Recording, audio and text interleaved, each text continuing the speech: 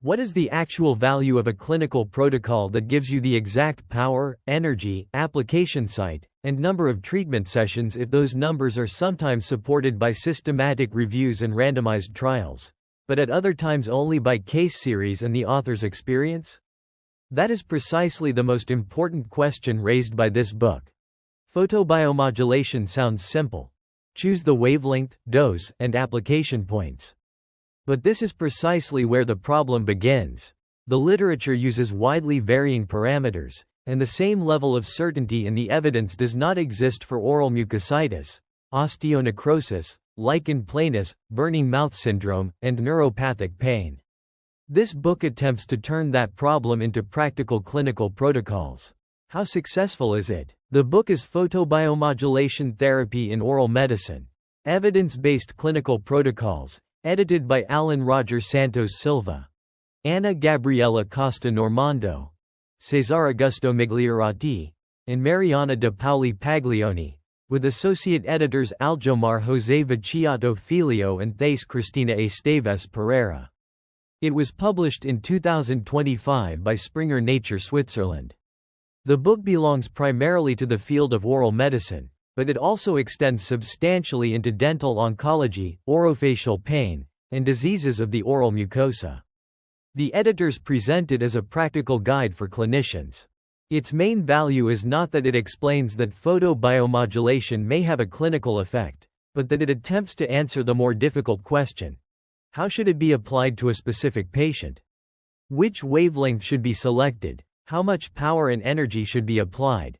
Where should the applicator be positioned? How long should irradiation last? And how frequently should treatment be repeated?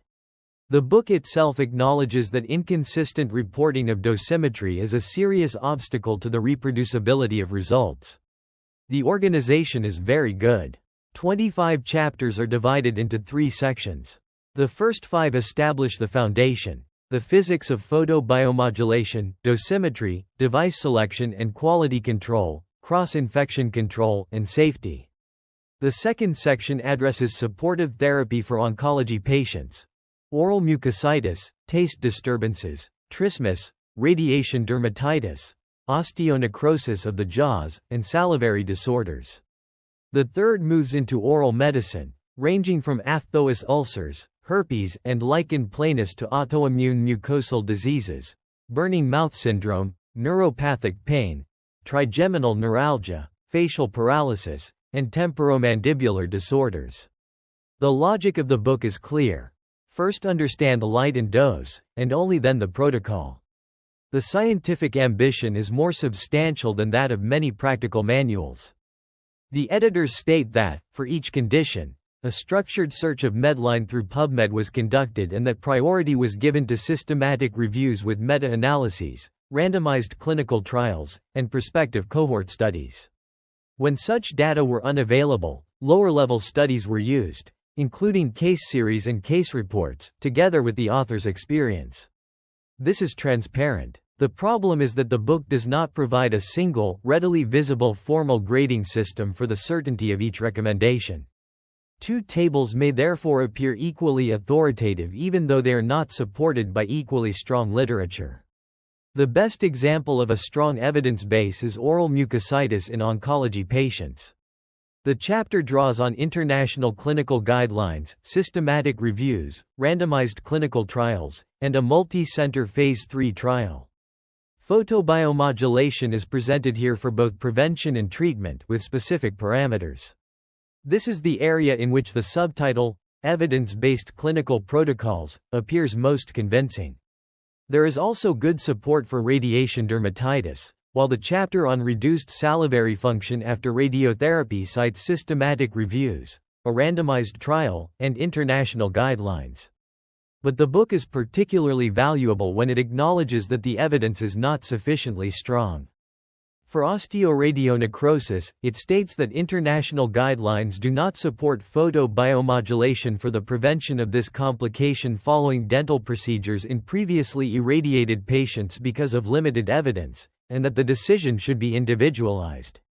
In medication-related osteonecrosis of the jaw, photobiomodulation is an adjunctive rather than a standalone therapy. The authors even use the term anecdotal evidence and caution that progression of the lesion requires consideration of surgical debridement. Regarding antimicrobial photodynamic therapy, they acknowledge that there is no single scientifically established protocol and that some of the proposed approaches are based on clinical experience. The same distinction can be seen in oral medicine.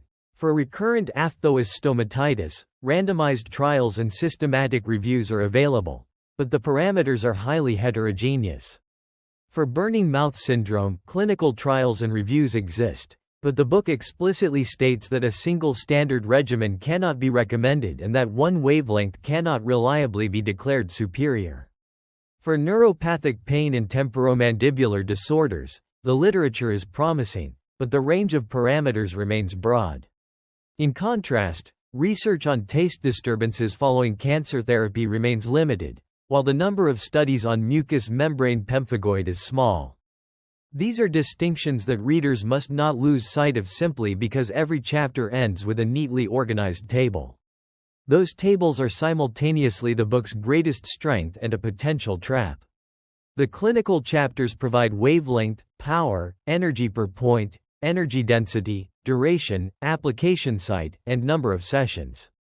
The visual component is highly useful. Clinical photographs show oral mucositis, osteoradionecrosis, and aphthous lesions, while photographs and diagrams demonstrate application sites.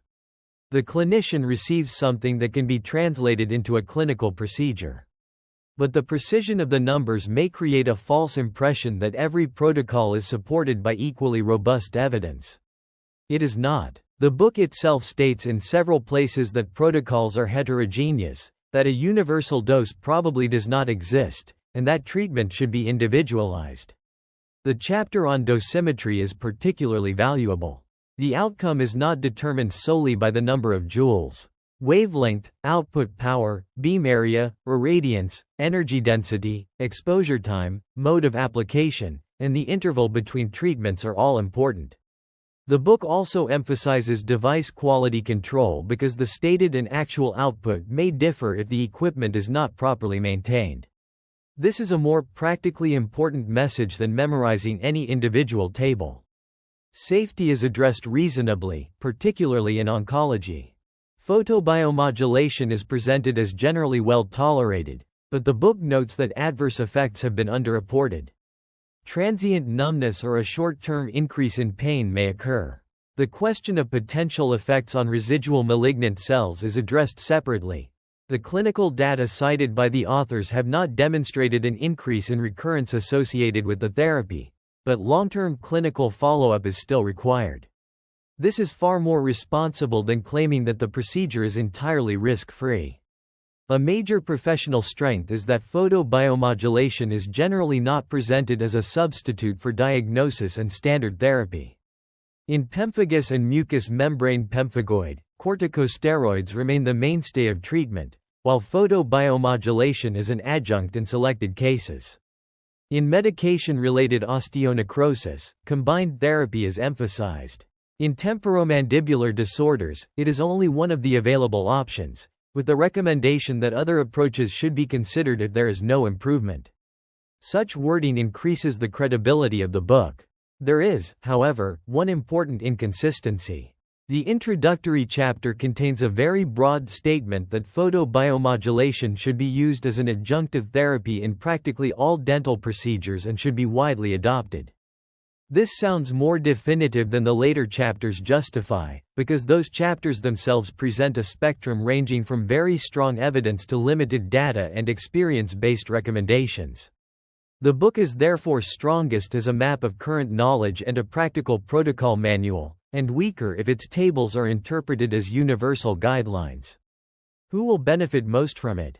Specialists in oral medicine, dentists who work with oncology patients, clinicians who already use lasers or light-emitting diodes, as well as residents and researchers who want to understand the relationship between dosimetry and clinical outcomes. General dentists can gain a great deal from the chapters on aphthous lesions, herpes, lichen planus, orofacial pain, and temporomandibular disorders, but primarily if they genuinely intend to introduce this technology into their practice. Who probably does not need to buy it? A colleague who does not use photobiomodulation, does not plan to acquire the appropriate equipment, and is looking for a conventional oral medicine textbook.